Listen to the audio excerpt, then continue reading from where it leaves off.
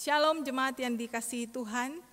Kita bersyukur sore ini kita bisa sama-sama bersekutu di dalam persekutuan tengah minggu kita. Bapak Ibu yang dikasihi Tuhan, hari demi hari kita bisa lewati itu karena rahmat Tuhan. Karena cinta Tuhan, kasih Tuhan kepada kita semua. Di dalam segala perkara kita percaya bahwa di sana Allah turut bekerja dalam kehidupan kita. Membawa sukacita yang besar. Oleh karena itu, sebagai anak-anak Tuhan, di dalam segala hal haruslah kita tetap memiliki sukacita yang abadi. Mari kita nyanyikan pujian ini bersama. Bersukacitalah senantiasa.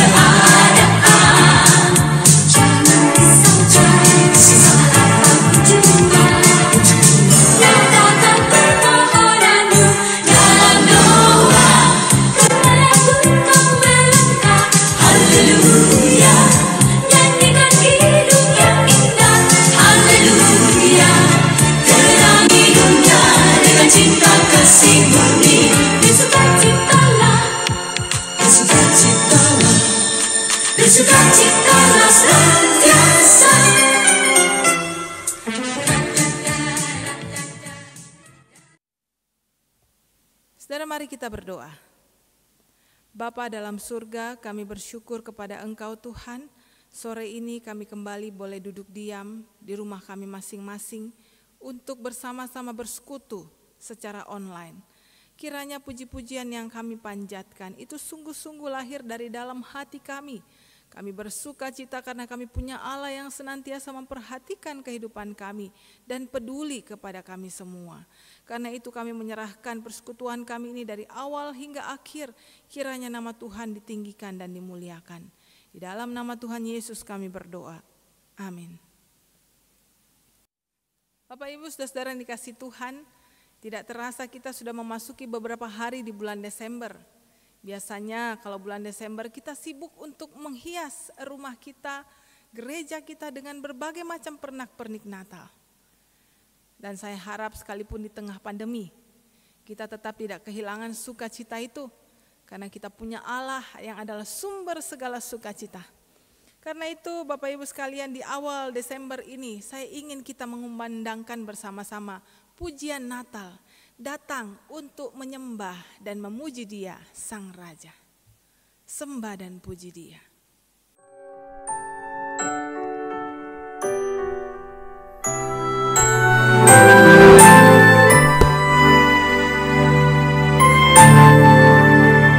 Hai, mari berhimpun dan bersukaria.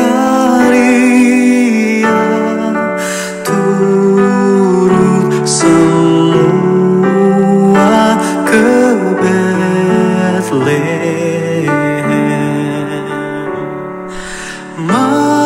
Marilah pandang Tuhan Raja Surga, sembah dan puji Dia.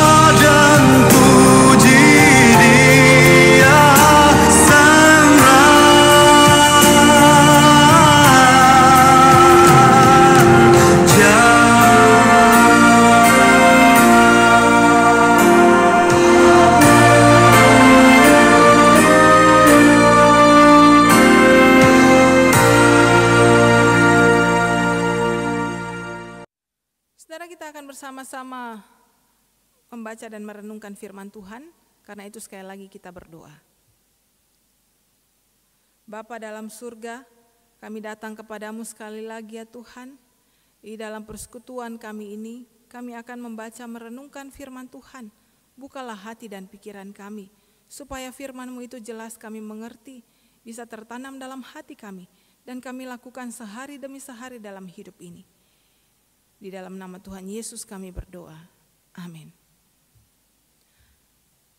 Saudara, tema renungan kita pada sore ini adalah sukacita Maria. Kalau kita dengar nama Maria, maka yang kita pikirkan pasti adalah Natal dan kelahiran Tuhan Yesus. Mari kita sama-sama membaca firman Tuhan dari Lukas pasal yang ke-1, Lukas 1 ayat yang ke-46 sampai dengan ayat yang ke-50. Lukas 1 ayat 46 sampai dengan ayat yang ke-50. Demikianlah firman Tuhan. Lalu kata Maria, jiwaku memuliakan Tuhan dan hatiku bergembira karena Allah juru selamatku, sebab Ia telah memperhatikan kerendahan hamba-Nya. Sesungguhnya mulai dari sekarang segala keturunan akan menyebut aku berbahagia. Karena Yang Maha Kuasa telah melakukan perbuatan-perbuatan besar kepadaku, dan namanya adalah kudus. Dan rahmat-Nya turun-temurun atas orang yang takut akan Dia.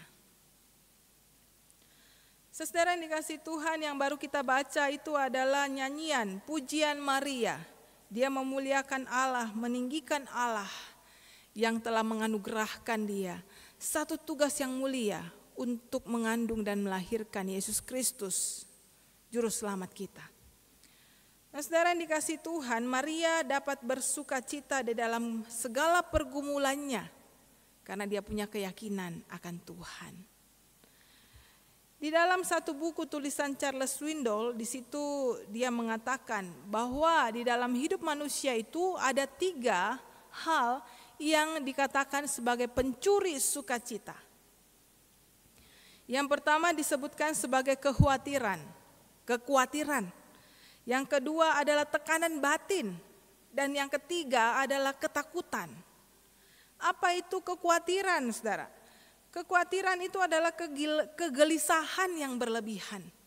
Kegelisahan terhadap sesuatu yang mungkin akan terjadi atau sesuatu yang mungkin tidak akan terjadi di dalam hidupnya, tapi dia sudah gelisah yang sangat amat berlebihan.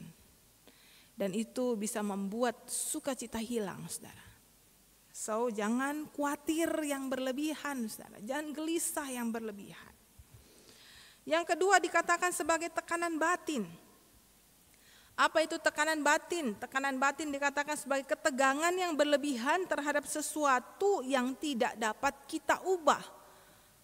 Jadi kadang-kadang, saudara, kita berada dalam satu kondisi dan diizinkan Tuhan untuk menghadapi kondisi yang kita nggak bisa ngapa-ngapain. Kita nggak bisa ubah sama sekali. Lalu dalam kondisi yang terjepit itu, yang tidak dapat kita ubah, kita tidak dapat lakukan apa-apapun, apa yang harus kita lakukan, saudara? Tentunya banyak orang yang cemas, kita mungkin juga cemas. Tapi apakah kecemasan itu lalu kemudian membawa kita terhadap sesuatu yang menghilangkan pengharapan kita bahwa Allah sanggup untuk turun tangan atas segala persoalan yang kita hadapi? Karena itu jangan biarkan tekanan batin itu, tegangan dalam hidup kita itu membuat kita kehilangan sukacita. Yang terakhir, ketakutan. Ketakutan disebutkan sebagai kecemasan yang sangat amat besar terhadap bahaya, penderitaan, atau satu pergumulan yang kita hadapi. Kecemasan yang sangat amat besar terhadap bahaya yang akan kita hadapi atau mungkin sedang kita hadapi. Nah, saudara dikasihi Tuhan, kalau kita perhatikan kekhawatiran, tekanan batin, ketakutan, bukankah ketiga hal itu kita hadapi saat ini, saudara? Kita sudah berbulan-bulan berada dalam kondisi antara mau normal tapi tidak normal juga. Mau menikmati hidup tetapi juga berwaspada. Berwaspada, berawas-awas di rumah tetapi juga tidak bahagia karena tidak bisa keluar dan menikmati hidup. Serba salah, saudara. Katanya tidak boleh terlalu tertekan, tidak boleh menderita, tidak boleh terlalu banyak pikiran. Tetapi bisa enggak orang tidak banyak pikiran dalam kondisi seperti ini, saudara? Pasti enggak bisa. Belum lagi ada orang yang menghadapi PHK atau mungkin omset dari penjualan menurun dan lain sebagainya. Bisa enggak hati itu tetap bersukacita dan bahagia? Atau mungkin sukacitanya sudah turun jadi 80, 50%, 25%. Saudara, Alkitab mengatakan dalam Filipi, saudara, tetaplah bersukacita. Sekali lagi kukatakan bersukacitalah, kata Paulus. Apakah Paulus mengatakan hal ini kepada jemaat yang sedang bahagia, yang hidupnya nyaman-nyaman saja? Tentunya tidak, saudara. Sebab kita tahu bahwa kekristenan di awal-awal, di abad mula-mula, itu ada kekristenan yang tertekan, saudara. Kenapa? Karena mereka dianggap sebagai bidat oleh orang Yahudi, jadi bangsanya sendiri menolak mereka, sedangkan oleh bangsa-bangsa asing tentunya mereka ditolak, saudara. Karena mereka sudah punya dewa-dewi yang mereka sembah. Beberapa orang-orang percaya mungkin mendapat pengucilan, ada yang ditangkap, dipenjarakan dan lain sebagainya. Tetapi Paulus katakan ini bersukacitalah senantiasa di dalam Tuhan. Nah, saudara, jauh sebelum Paulus mengumandangkan ini, Maria juga sudah mengatakannya di dalam puji-pujiannya. Jiwaku memuliakan Tuhan dan hatiku bergembira karena Allah juru selamatku. Saudara, apakah Maria waktu itu secara kacamata manusia baik-baik saja? Tentunya dia juga ada pergumulan, saudara. Kalau saudara baca di bagian sebelumnya, di mana malaikat Tuhan itu datang kepada Maria yang disebutkan sebagai gadis perawan, saudara, kepada seorang perawan yang bernama Maria yang bertunangan dengan Yusuf. Saudara, bangsa Yahudi itu sangat ketat terhadap hubungan laki-laki dan wanita, saudara. Jadi kalau mereka belum menikah, mereka belum bisa satu rumah dan tentunya tidak boleh punya anak di luar nikah. Hukumannya tidak main-main, saudara. Kalau kedapatan hamil di luar nikah, punya anak di luar nikah, itu akan ditangkap, dirajam batu sampai mati. Pergumulan enggak? Pergumulan berat, saudara. Maria dan Yusuf selama ini adalah orang-orang yang baik, anak-anak Tuhan yang saleh, yang taat.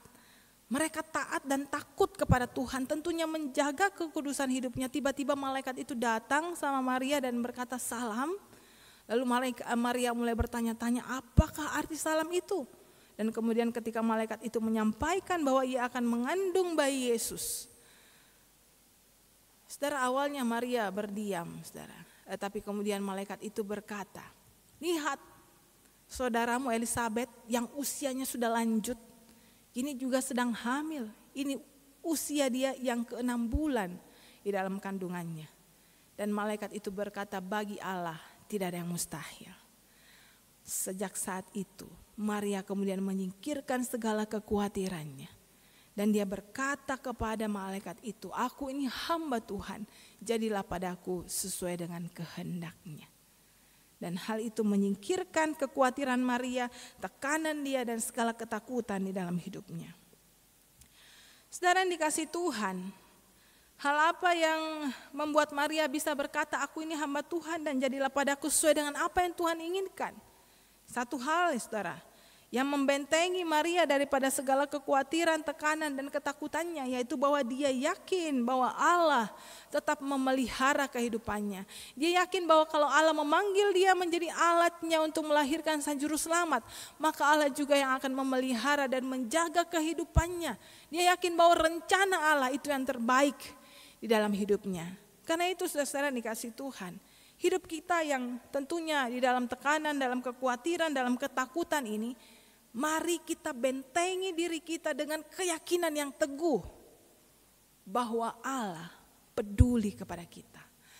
Bahwa Allah peduli terhadap saudara dan saya, dan bahwa Allah punya rencana yang indah yang sekalipun itu tidak mampu kita pikirkan sesuai dengan rasio dan pikiran kita. Saudara dikasih Tuhan, apa yang Maria pujikan di dalam puji-pujiannya ini, yaitu bahwa jiwaku memuliakan Tuhan dan hatiku bergembira karena Allah juru selamatku. Sebab ia telah memperhatikan kerendahan hambanya. Dan sesungguhnya mulai sekarang segala keturunan akan menyebut aku berbahagia. Dan sebagainya saudara. Dan bahwa rahmatnya tidak akan putus atas orang-orang yang takut akan dia. Dia bukan juga cuma punya keyakinan akan Allah punya rencana yang terbaik buat dirinya. Tapi bahwa Allah punya rancangan untuk bangsanya saudara. Saudara yang dikasih Tuhan, waktu itu bangsa Israel itu berada di dalam ketertekanan. Saudara. Saya yakin sedikit dari bangsa Israel saat itu juga yang mampu untuk bersuka cita dalam kondisi mereka saat itu. Mereka sudah bertahun-tahun bahkan ratusan tahun, berabad-abad berada di dalam tekanan penjajahan bangsa asing.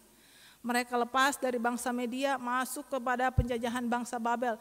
Dibawa ke pembuangan jauh dari negara mereka, jauh dari kampung halaman mereka. Begitu dilepaskan dari bangsa Babel, mereka masuk lagi kepada penjajahan bangsa lain. Dan akhirnya waktu zaman Maria itu mereka ada dalam penjajahan bangsa Romawi. Ibaratnya Bapak Ibu Saudara yang dikasih Tuhan, kondisi bangsa Israel, orang-orang Yahudi saat itu, umat pilihan Tuhan, yang waktu perjanjian lama mereka sangat ditakuti bangsa-bangsa asing, tapi waktu itu kondisi mereka seperti lepas dari mulut buaya masuk ke dalam mulut singa, saudara. Lebih baik mulut buaya atau mulut singa? Sama aja saudara, gak ada yang lebih baik. Dan hari itu ketika Maria mendengarkan kabar sukacita itu dari malaikat Tuhan, dia percaya bahwa Tuhan akan pakai dia menjadi alat untuk mengabarkan sukacita bagi seluruh bangsanya. Jadi saudara yang dikasih Tuhan, pada sore ini kita bukan hanya mau memiliki sukacita itu secara pribadi, tapi kita rindu sewaktu kita sudah menyadari sumber sukacita kita, yaitu Allah sendiri. Kita mau bahwa sukacita itu juga kita bisa bagikan kepada banyak orang, orang-orang yang ada di sekitar kita, orang-orang yang kita jumpai lewat kehidupan kita, saudara. Saudara yang dikasih Tuhan, di tahun 1914, di situ terjadi perang dunia yang sangat besar, yang disebut sebagai The Great War. Perang yang melibatkan negara-negara di Eropa, dan khususnya yang paling sengit itu adalah perang antara Jerman dengan Inggris, saudara. Perang itu berlanjut lama. Nah, sampai suatu ketika di tahun 1914 itu, di tanggal 24 Desember, mereka masih ada dalam peperangan. Pasukan-pasukan itu sudah kelelahan. Mereka malam tidak tidur di tenda, tidak ada di dalam rumah mereka, tapi mereka ada di dalam hutan yang gelap, saudara. Hutan rimba yang sangat gelap. Hari itu 24 Desember. Mereka tentunya sangat mengidam-idamkan, mendambakan bahwa malam itu mereka ada bersama dengan keluarganya. Duduk di perapian dalam rumahnya untuk menikmati suasana Natal, kue-kue Natal dan lain sebagainya. Tapi kenyataannya mereka kedinginan di hutan. Belum lagi tambah hujan salju yang mulai turun, saudara. Masing-masing diam di dalam hutan itu. Bergerak sedikit bisa ditembak, saudara. Tapi tiba-tiba di tengah-tengah keheningan itu, salah seorang dari tentara Jerman kemudian keluar dari persembunyiannya. Dia buat satu pohon Natal kecil dan satu lilin ditaruh di atas pohon Natal itu. Dia keluar sambil menyanyikan lagu Silent Night di dalam bahasa Jermannya. Saudara, apakah tentara itu ditembak, saudara? Tidak, saudara. Ternyata salah seorang tentara Inggris dari persembunyiannya juga keluar dengan suara bassnya, saudara. Dia menyanyikan, "Oh come ye the faithful." Wah, saudara. Lalu tentara-tentara lain juga mulai keluar dari persembunyiannya. Masing-masing mereka menyanyikan lagu-lagu puji-pujian Natal dengan bahasa mereka masing-masing. dengan suara yang indah yang dinyanyikan mereka, dinaikkan mereka pada malam Natal itu. Dan tentunya malam Natal itu merupakan malam Natal yang paling indah karena di dalam peperangan mereka bisa saling berangkulan, saling berpelukan satu dengan yang lainnya. Saudara, seharusnya Natal itu seperti itu, saudara. Natal itu menghilangkan perseteruan, permusuhan satu dengan yang lain. Natal itu merangkul orang-orang yang saling bermusuhan, saling bertentangan satu dengan yang lain. Nah, saudara yang dikasihi Tuhan, karena itu berita Natal yang pertama itu, yang memberikan sukacita kepada Maria, itu seharusnya juga hadir dalam diri kita. Kita memaknai bahwa Yesus hadir bukan hanya di tengah-tengah suasana yang menyenangkan, bukan di tengah-tengah suasana yang menggembirakan, tetapi Tuhan justru lahir, saudara, di tengah-tengah keadaan yang sangat menderita dan berbahaya saat itu. Nah, saudara yang dikasihi Tuhan, tentunya kita pernah juga mendengar dan membaca berita Natal yang disampaikan malaikat kepada para gembala. Nah, saudara, ini Alkisah yang dibuat oleh seorang penulis tentang malaikat-malaikat yang mengabarkan kabar sukacita itu kepada para gembala. Saudara, dikatakan sekelompok malaikat diutus Tuhan untuk mengabarkan berita sukacita itu kepada para gembala. Ketika para gembala itu mendengarkan berita sukacita itu, lalu mereka bergegas-gegas menuju ke Bethlehem. Wah, diiringi dengan puji-pujian para malaikat. Tetapi ternyata di antara sekelompok malaikat yang menyanyi memuji akan nama Tuhan itu, ada seorang malaikat muda, malaikat kecil yang diam, dia gak mau nyanyi. Lalu kemudian temannya sesama malaikat juga kemudian perhatikan apa yang membuat malaikat ini gak mau nyanyi. Lalu mereka perhatikan dan mereka ikut diam. Pemimpin malaikat itu, saudara, atau malaikat yang lebih senior, tegur mereka, kenapa kalian gak ikut menyanyi? Bukankah kita sekarang sedang mengiringi para gembala itu untuk bertemu sang juru selamat? Kemudian salah seorang dari malaikat muda itu berkata, kami gak bisa bernyanyi. Kami perhatikan gembala itu bersukacita berjalan ke tempat sang bayi Yesus datang untuk memberikan keselamatan. Tetapi kami juga memperhatikan orang-orang yang ada di sekitar mereka. Mereka orang-orang yang tidak care satu dengan yang lain. Mereka orang-orang yang saling melukai satu dengan yang lain. Kata-kata mereka saling menyakiti, mereka menipu satu dengan yang lain, mereka saling menjahati dan lain sebagainya. Kami tidak bisa menyanyi bahwa damai sejahtera itu turun ke dalam dunia. Kenyataannya manusia tidak hidup dalam damai sejahtera. Lalu kemudian malaikat senior itu mengatakan, memang dunia di sekitar para gembala itu, dunia di mana sang raja kita lahir, dunia yang seperti itu tidak ada damai sejahtera dan sukacita. Tetapi justru untuk itulah sang raja itu mau lahir untuk memberikan sukacita kepada mereka yang bersedih, kepada mereka yang berselisih, kepada mereka yang bermusuhan, kepada mereka yang selama ini tidak mau bertegur sapa, dan kepada mereka yang saling mengkhianati. Mari kita menyanyi, mengumandangkan bahwa sang raja itu datang untuk memberikan kedamaian dan sukacita. Akhirnya malaikat kecil itu bilang, malaikat yang muda itu bilang, oke, kami akan bernyanyi. Tetapi kemudian malaikat yang lebih tua itu berkata, tidak, sekarang kalian tidak diutus untuk bernyanyi lagi. Mengapa? Kata mereka, sekarang kalian diutus untuk mengabarkan tentang sukacita yang dihadirkan oleh raja kita itu. Kepada siapa saja yang kalian jumpai, kepada mereka yang kalian tadi lihat mukanya muram, mukanya bersedih, mukanya marah, kepada mereka kalian beritakan bahwa juru selamat itu telah lahir, bahwa sukacita itu telah hadir di dunia ini. Setelah akhirnya sekelompok malaikat muda itu mendapat satu misi yang baru. Di situ mereka mulai mengabarkan tentang kelahiran Tuhan Yesus kepada mereka yang bersedih hati, kepada mereka yang marah, kepada mereka yang patah hatinya, untuk mereka bisa mengenal Tuhan. Saudara, kalau bisa diumpamakan, kita ini adalah malaikat-malaikat yang muda itu. Kita menyanyi damai sejahtera turun ke dunia, tapi kita lihat sebelah kiri dan kanan kita masih bentrok, masih berselisih, masih saling mengkhianati satu dengan yang lain. Mari kita ingat bahwa Tuhan utus kita ke dunia ini untuk mengabarkan sukacita itu kepada mereka yang putus asa, kepada mereka yang sedih hati, kepada mereka yang putus pengharapan, sehingga mereka yang percaya akan kelahiran Sang Juru Selamat itu akan memperoleh sukacita dalam hati mereka. Saudara, menyambut Natal ini, sekalipun kita tidak sibuk lagi di dalam gereja Tuhan, biasanya ada yang sibuk latihan paduan suara, ada yang sibuk latihan drama, ada yang sibuk latihan musik, menyanyi dan lain sebagainya. Apa yang harus kita sibukkan saat ini, saudara? Kita harus sibuk menata hati kita.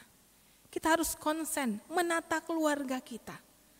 Selama ini bagaimana saya sebagai kepala keluarga, kalau kita kepala keluarga. Selama ini bagaimana saya sebagai seorang istri, kalau saya istri dan ibu bagi anak-anak saya. Selama ini bagaimana saya seorang anak, kalau kita adalah anak di tengah-tengah keluarga kita. Selama ini bagaimana saya sebagai seorang bos pimpinan bagi karyawan saya. Selama ini bagaimana saya seorang karyawan pekerja bagi perusahaan tempat saya bekerja. Apakah saya sudah menjadi malaikat-malaikat yang memberitakan sukacita Natal itu? Mari kita beritakan sukacita Natal di tengah-tengah pandemi ini. Tuhan Yesus memberkati. Mari kita berdoa. Bapa dalam surga, Natal kali ini spesial.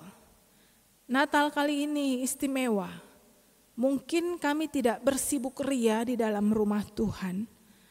Mungkin kami tidak mempersiapkan segala sesuatunya seperti tahun-tahun yang telah lalu. Tetapi Natal kali ini Tuhan mau kami justru mempersiapkan ke dalam hati kami. Mempersiapkan satu tempat yang indah di mana Tuhan bisa hadir di dalamnya.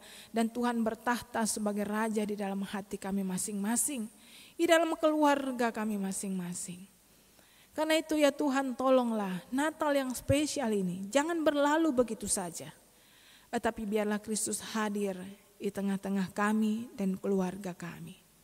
Berkati saudara kami yang sedang sakit, yang lemah tubuh, yang bergumul di dalam segala urusan keluarga dan pekerjaannya. Kami percaya Tuhan akan berikan terbaik bagi setiap mereka. Berkati gerejamu di tempat ini Tuhan. Semakin lama di tengah-tengah pandemi ini pun gereja ini tetap bercahaya, menjadi berkat bagi sekitarnya. Kami juga berdoa untuk pilkada yang berlangsung. Kiranya pemimpin-pemimpin yang terpilih adalah mereka yang sungguh-sungguh bertanggung jawab dan dengan hikmat Tuhan menjalankan pemerintahan dengan baik. Kami juga terus berdoa supaya pandemi ini segera berakhir dan nama Tuhan kembali dimuliakan di dalam rumah Tuhan. Terpujilah namamu Bapa, dalam nama Tuhan Yesus kami berdoa. Amin.